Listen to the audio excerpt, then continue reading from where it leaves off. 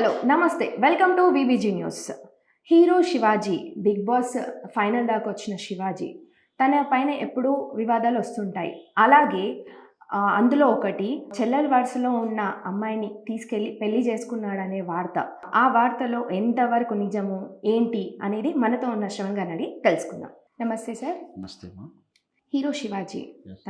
తను చాలా ఫిలిమ్స్లో యాక్ట్ చేశాడు అండ్ బిగ్ బాస్లో కూడా ఫైనల్ దాకా వచ్చాడు. అండ్ తన పైన ఎప్పుడూ వివాదాలు ఉంటుంటాయి.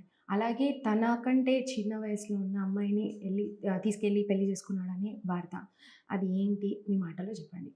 హీరో శివాజీ ఇక్కడ మనకు చెప్పడానికి రెండవ శ్రేణి హీరో అని చెప్పొచ్చు, కానీ అది చిన్నతనం చేసినట్టు అనిపిస్తుంది. కానీ అంటే స్టార్ హీరో అంటే చిరంజీవి ఇట్లాంటి తరహా తర్వాత మనకి రెండవ శ్రేణి అంటే minimum guarantee budget oriented producer హీరోలు అనే కేటగిరీలో ఉంటుంది ఒకటి. ఎందుకంటే వాళ్ళతోటి మనం గతంలో చూసుకుంటే చంద్రమోహన్ లాంటి వాళ్ళు, రాజేంద్ర ప్రసాద్ లాంటి వాళ్ళు ఏంటంటే సినిమా ఖర్చు పెద్దగా ఉండదు. సబ్జెక్టు మంచి డీల్ చేయగలిగితే వాళ్ళు హీరోగా పనికొస్తూ వాళ్ళని హెల్ప్ అవుతూ సినిమా హిట్ అవుతుంటుంది. ఒకవేళ అనుకోకుండా సినిమా ఫెయిల్ అయినా కూడా భారీ ఎత్తున నష్టమైతే ఉండదు. సో ఇదంతా కూడా ఏంటంటే ఒక ఫ్లెక్సిబుల్ బడ్జెట్లో ఉంటుంది, వీళ్ళకి మినిమం గ్యారంటీ ఉంటుంది. ఆ తరహా చూస్తే శివాజీకి ఆ తరహా చిత్రంలో ఎక్కువ నటించాడు, మంచి పేరు వచ్చింది. చాలా చిత్రాల్లో బాగా పెర్ఫార్మెన్స్ చేసిన తర్వాత అట్లా అతని కెరియర్లో చాలా చిత్రాల్లో ఒక మిస్సమ్మ లాంటి చిత్రం కూడా మంచి పెర్ఫార్మెన్స్. దాంట్లో ఏంటంటే ఒక సగటు పేదవాడిగా ఆ మధ్యతరగతి కుటుంబ వ్యక్తి, ఒక మిడిల్ క్లాస్ ఎంప్లాయీ, ఒక బాసు ఆమె మీద మనసు పడ్డట్టుగా కనిపించినప్పటికీ ఇతనికి ఒక టాస్క్ ఇవ్వడం కోసం, ఒక బాధ్యత ఉపయోగడానికి ఆయనకు రకరకాల టెస్టులు పెట్టడం, ఆ టెస్టులో భాగంగా ఆయన వ్యక్తిగత వైవాహిక జీవితంలో ఇబ్బందులు రావడం, ఈ చిత్రం అంతా కూడా చాలా ఆధ్యాత్మికంగా ఇక్కడ శివాజీలో భూమిక క్యారెక్టర్ బాగా పనిచేస్తుంటుంది. సో వెరసి ఎట్లా కూడా ఈ శివాజీ ఎప్పుడైతే హీరోగా ఉంటూ ఎంతవరకు అయితే ఉన్నాడో అంతవరకు అయితే ఆయన మీద మంచి ఇన్ఫ్లుయెన్స్ ఉంది, మంచి ఉద్దేశం ఉంది ఎవరికి చూసినా కూడా. తాను ఎప్పుడైతే ఆ సినిమా రంగానితో పాటు రాజకీయ రంగాన్ని యాడ్ చేసుకున్నాడో దాంతో కొంచెం ఆటోమేటిక్గా విమర్శలు కూడా వస్తుంటాయి. ఎందుకంటే ఇద్దరు కొన్నాళ్ళు ఒక స్టాండ్ తీసుకున్నాడు, కొన్నాళ్ళు ఇంకొక స్టాండ్ తీసుకున్నాడు. అంటే ఒక ఫస్ట్ గతంలో తెలుగుదేశం పార్టీగా ఉన్నాడు, తర్వాత బీజేపీ పార్టీ అన్నాడు, తర్వాత తెలుగుదేశం పార్టీ అన్నాడు. ఆటోమేటిక్గా ఇట్లా ఒక పార్టీ తరపున ఒకరితో పుచ్చుకోవడంతో ఇతర పార్టీలో విమర్శిస్తుంటే ఉంటారు. దాంతోపాటు ఇక వాళ్ళ ఈ ఎప్పుడైతే ఈయన ఇంకొకటి అంటే పార్టీకి మద్దతు ఇవ్వడం కాదు, ఇతర పార్టీ వాళ్ళని కూడా విమర్శిస్తూ వాళ్ళని అధికంగా దుర్భాషలాడుతూ లేదా వాళ్ళ తప్పును ఎత్తుపొడుస్తూ టీవీ డిబేట్లలో కనపడడాలు, తరచూ ప్రెస్ మీట్ పెట్టడాలు. ఈయన అలాగే సీనియర్ సెలబ్రిటీ కాబట్టి ఏం మాటలు కూడా వైరల్ అవుతుంది, ఒక ప్రాధాన్యత ఉంటుంది. ఆ విషయం ప్రజలకు గ్రామీణ స్థాయి దాకా వెళ్తుంది. అప్పుడు అలాంటప్పుడు ఒక రాజకీయ పార్టీకి ఖచ్చితంగా నష్టం చేకూరుస్తుంటుంది ఈయన చేసి ఏ పోలరైజేషన్. దాంతో ఆటోమేటిక్ అవతల పార్టీ వాళ్ళకు టార్గెట్ అయిపోతాడు. ఎప్పుడైతే రాజకీయంగా ఒక వ్యక్తి బయట ఫోకస్ అవుతున్నప్పుడు రాజకీయ అంశాలతో పాటు ఇతన్ని డిఫెండ్ చేయాలంటే, ఇతన్ని ఏదన్నా టార్గెట్ చేయాలంటే వ్యక్తిగత పర్సనల్ లైఫ్లో ఉన్న డిఫెక్ట్స్ కూడా ముందుకు వస్తూ ఉంటాయి. అలా ఈయన వ్యక్తిగత జీవితం బయటకు తీశారు. దానివల్ల నిజమా అబద్ధం అంటే తను అబద్ధమని చెప్పలేదు, నిజమని చెప్పలేదు.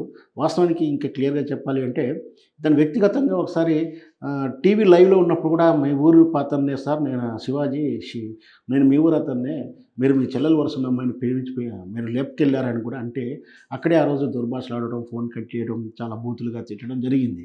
అది మొదలు తరచూ అదే ప్రస్తావన తీసుకొస్తున్నా కూడా అతను ఒక 2-3 ఇంటర్వ్యూలో కూడా ఖండించడం జరిగింది. ఆ ఖండించడం ఏంటి అంటే, నేను లవ్ మ్యారేజ్ చేసుకున్నమాట. వాస్తవం అమ్మాయి పేరు శ్వేత, అది తెలంగాణ అమ్మాయికి చెందినటువంటి అమ్మాయి. మేము లవ్ మ్యారేజ్ చేసుకున్నాం, మా ఖర్చులతో మేమే పెళ్లి చేసుకొని చాలా కష్టపడి పైకొచ్చాను అని చెప్పాడే కానీ ఆ చెల్లెల విషయం కానీ, ఆ పెళ్లి విషయం కానీ ఇది గతం తాలూకు విషయం అని చెప్పలేదు. ఇప్పుడు అసలు అలాంటిది లేదు అని ఖండించినట్టు ఎక్కడ స్పష్టమైన ఆధారం లేదు. సరే ఏదైనా సరే తానైతే అది నిజమని అది అబద్ధం అని చెప్పలేకపోతున్నాడు కాబట్టి రూమర్గానే ఉంది ప్రస్తుతానికి. ఇది రూమరా ఏంటని ఇంకా క్లారిటీ లేదు. ఇంకా ఆయన స్పష్టంగా ఖండించలేకపోయాడు. ఖండించిన దాఖలాలైన వీడియోలు కూడా మనకు ఎక్కడ లేవు, ఏ ఇంటర్వ్యూలో చేసినట్టు లేదు. మొత్తం మీద అదంతా అబద్ధ ప్రచారం అయితే చెప్తున్నాడు. అసలు ఈ వార్త ఎందుకు పుట్టిందో కూడా మరి ఎవరు చెప్పలేకపోతున్నారు. అలా ఎందుకు అన్నారు కూడా ఆయన చెప్పలేకపోయాడు. అంటే దాంట్లో ఏదో చిన్న పొరపాటు ఎక్కడో ఉంది. చిన్న గ్యాప్ ఉంది. దాంట్లో ఏదో మర్మం ఉండొచ్చు. బహుశా ఎవరు ఫ్రెండ్ కోసం తీసుకెళ్ళి ఉండొచ్చు. అట్లాంటిదేదో జరిగి ఉండొచ్చా? ఏదో ఉండొచ్చు. మొత్తం మీద సంథింగ్ హ్యాపెండ్. బట్ వీళ్ళు విమర్శించే యాంగిల్ అయితే కాకపోవచ్చు. దాన్ని అది హిడెన్‌గానే ఉంది. మొత్తం మీద నిజం కానప్పుడు, నిజమైన వార్త తెలవనప్పుడు అదొక పుకారుగానే భావించాలి. ఏదున్నా రాజకీయాల్లో ఉన్నారు కాబట్టి ఇట్లాంటి విమర్శలు తరచూ వస్తూనే ఉంటాయి. ఈ తరచూ వచ్చినా కూడా దానికి తగ్గట్టు ఆత్మస్థైర్యాన్ని కలిగి ఉండాలి. ఆత్మస్థైర్యం కలిగి ఉన్నాడు కాబట్టే స్పోర్టివ్‌గా తీసుకున్నాడు.